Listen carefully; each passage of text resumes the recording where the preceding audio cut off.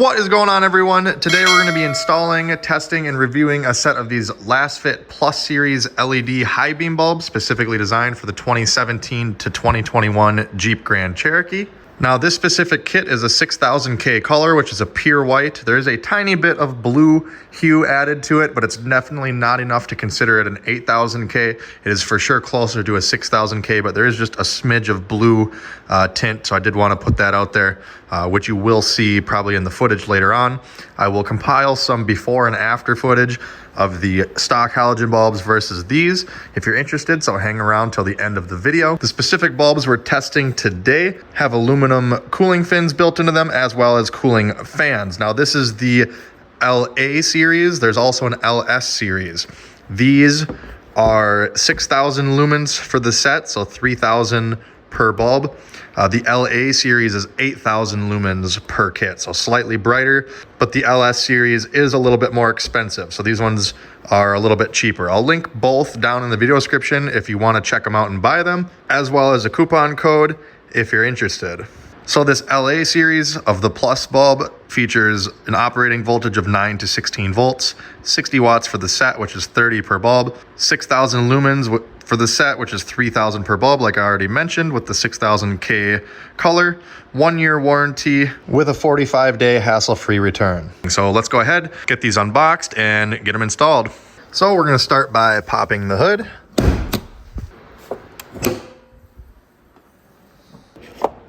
All right, so the high beams come with a few different stickers here, as well as the product manual for any additional information that you might need. So it is a little more work, adds a little more time, but it's worth it for the access that you gain. So I recommend you get some sort of a ratchet. I recommend 1/4-inch drive. Right here I have an electric ratchet, Milwaukee, but you can just use a regular 1/4-inch drive ratchet. You'll also want an extension with a 10mm socket and an 8mm socket. If you don't have an 8mm, you can use a 5/16. It's about the same size. And then you'll also probably want a small little flathead screwdriver or a pick. And if you don't have a 5/16 or 8mm socket, you can substitute a bigger flathead screwdriver. So the bigger flathead screwdriver, the 5/16 socket, or the 8mm socket, one of the three, that is going to be for this clamp right here on the airbox. We're going to loosen that up. Don't have to fully remove the clamp, just loose enough to where you can pull this back. It may be a little stiff. Don't be afraid to kind of pull on it a little bit.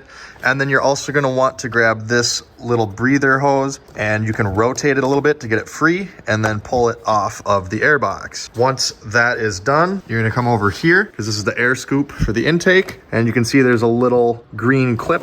You're going to want to kind of stretch the rubber seal off to the side and then pull it over the green clip and then pull that side off.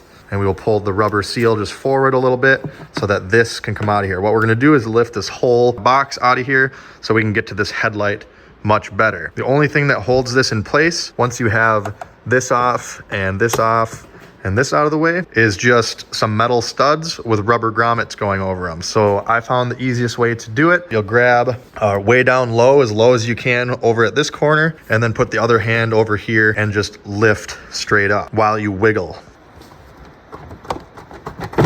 And then you're gonna wanna just kind of be careful. There's some cables and hoses and stuff running along here that may run across the top of the airbox. You don't want them getting snagged on the little clips for the airbox, so make sure you're clear there and just kind of carefully work it up. And there we go, just set that aside for now. See, now you can get right to all this stuff. That right there is the high beam, and the low beam is over there. Now for the passenger side, the 10mm socket I mentioned and the ratchet and the extension is going to be to remove these two 10mm bolts. This is your coolant reservoir. You can actually reach underneath to grab this. There we go. And then this one's nice and easy to get at. All you're going to do is shove and wiggle towards the back of the Jeep a little bit and lift up.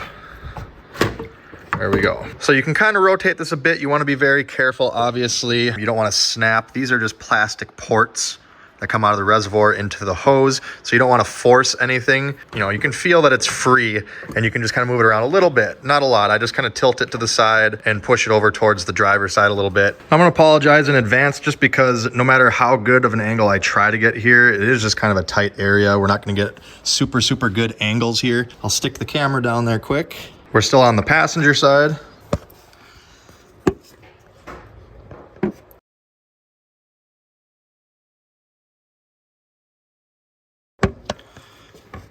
If you look down this little access hole right here, you can see right here is the high beam bulb.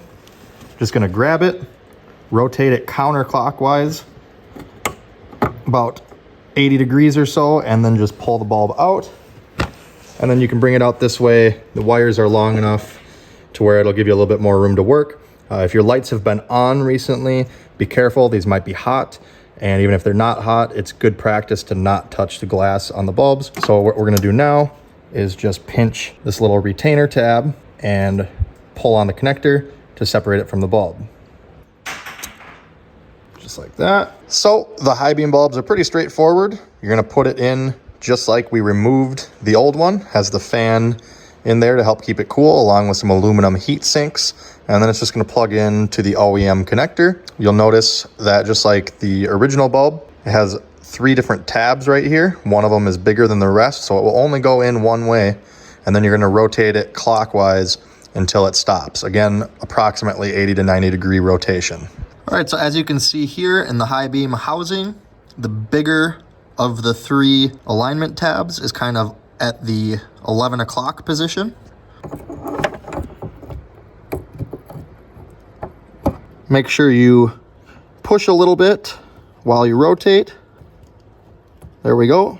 It has stopped rotating. Now we can take the wire here. Just push the connector together until you hear it click. You're gonna wanna test the light operation, so you'll turn the ignition on and flick your high beams on. You'll notice right now the high beam is not working. That is because we have to unplug it, flip the connector around 180 and plug it in again. This is very common with LEDs and HIDs because they are polarity sensitive. So we're gonna just take it, rotate it 180, plug it in. Now you can see the LED is working and very bright. Not sure if you can hear it, but I can hear and feel the fan working on the bulb. So that's good. The cooling feature is working. Always want to verify that as well. If the fan is not working, you'll want to exchange that for a properly working one. Otherwise, the LED can overheat and stop working. And if you want to do a little extra, you can zip tie all your wires up just to keep everything kind of from chafing and keep everything a little bit tighter and neater, like I did right here.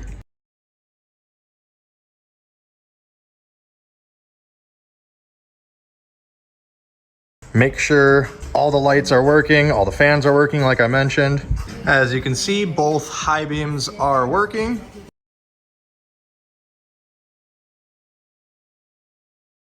Coolant reservoir. There's that one bolt right down there, has a little shoulder on it.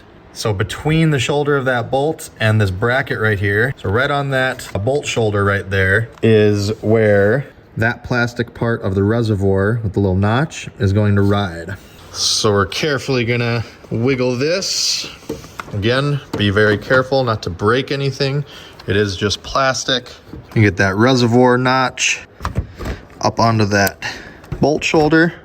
And then you'll have to get this tab underneath the little weather seal and pull towards you forward. I recommend starting this bolt first because this one can be a little tricky since it is recessed. And just like the removal of this bolt over here, I find that reinstalling it is also easier if you put the thumb through here and come from the bottom side with your finger. That kind of helps you keep it from dropping it down and losing it in the engine bay. Then we'll use our 10mm again to tighten these two up. Just needs to be snug, doesn't have to be anything too tight. You don't want to snap them or strip them out. And now we can reinstall the airbox. So basically we need to get this post right there, that metal one, and the one down there lined up with the 2 grommets right there. And then we also have a grommet right there on the front side that is going to line up with this little plastic dowel right there. So what I'm gonna do is just kind of set it into position how it needs to be. And you're not gonna wanna force anything, you're just gonna wanna be nice and gentle. Again, watch these cables and wires down here, especially since we were just in there messing around. So mainly what you're gonna wanna watch for when you're putting this back in is you'll want to kind of pull this back so you clear that. You wanna watch to make sure that this goes over the top of this once it gets low enough, and you don't wanna get caught up on this. Also, the air box can catch on the AC line here. So just kind of look at the perimeter. If you're not able to go down or whatever, it's obviously because you're hitting something. So just take your time, look around, don't force anything. All right, now we're at this point right here where this is down far enough to where it's actually resting on this seal. And you can see that the grommet here is lined up with that little dowel. Come over here, pull this guy up and over, or at least in front of the scoop, so it's not in the way, not underneath it anymore. Okay, and then everything here is lined up, and then you can just go ahead, give it a gentle wiggle and push down. And there we go. There's not really a snap or anything, you'll just physically feel it go down. And if it's not seated correctly, this stuff won't line up. We gotta hook up the pipe here. This is why I recommended the small flathead screwdriver. It's gonna help you by running this around, so it's a little easier to get it on. Go ahead and slide the clamp into position. You'll see there's a little slot right here that's gonna go over this, and then there's a notch right here that's gonna go around that. There we go. You can go ahead, use the flathead, the 8mm or the 5/16, and just snug this up. You don't want a reef on this thing. It just needs to be snug. You don't want to strip out the clamp. That's it. We'll then take our PCV hose and just push it right back on to that plastic port. It's as easy as that.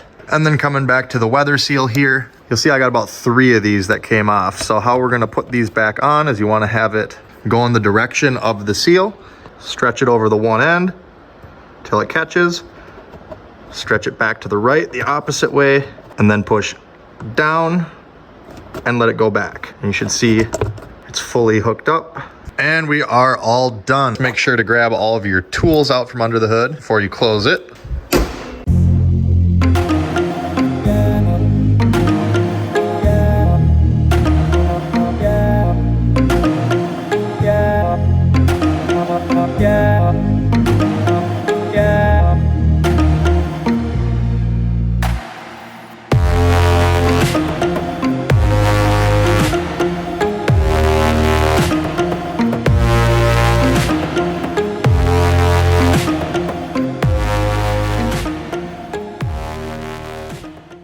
So that is going to do it for this video, guys. Again, I will post product links down in the video description below if you're interested.